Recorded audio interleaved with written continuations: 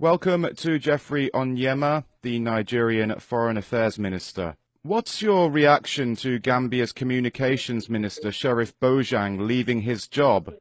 It just goes to show the heightened level of tension in the country.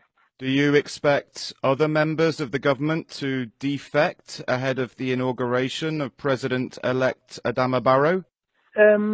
Well, we don't know, obviously, the goings on. These are members of President Jammeh's cabinet. We are not really privy to the dynamics, within the cabinet. What are your thoughts ahead of the Supreme Court case brought by President Jammeh, which is expected to be held on Tuesday, because the Chief Justice is Nigerian-born?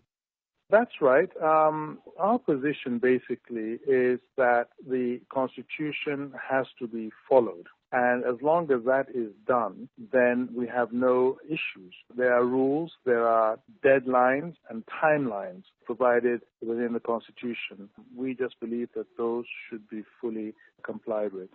Is it true that they requested other Nigerian judges, but that the Nigerian judiciary said that they were unable to send other judges?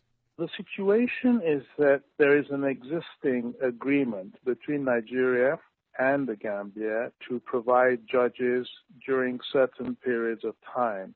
So those judges essentially will go for about 2 months and then come back. So the timelines for those, when those can happen, are clearly specified.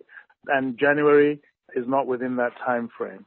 So no extra Nigerian judges will be sent? So no other Nigerian judges will be sent because there's no agreement for Nigerian judges to be sent in January.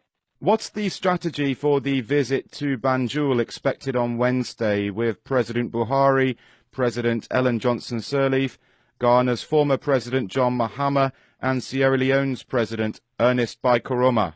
Yeah, well, the strategy there is basically to impress upon the president of the Gambia that we want the process to be peaceful, the negotiations to also be conducted in an environment of peace and security. Also, keep him on track with respect to the provisions of the Constitution. It's really emphasizing following the Constitution and in an environment of peace and security.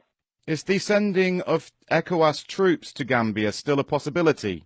There are a number of options that are available, and we're not ruling anything out. Is Nigeria willing to send troops to Gambia if necessary?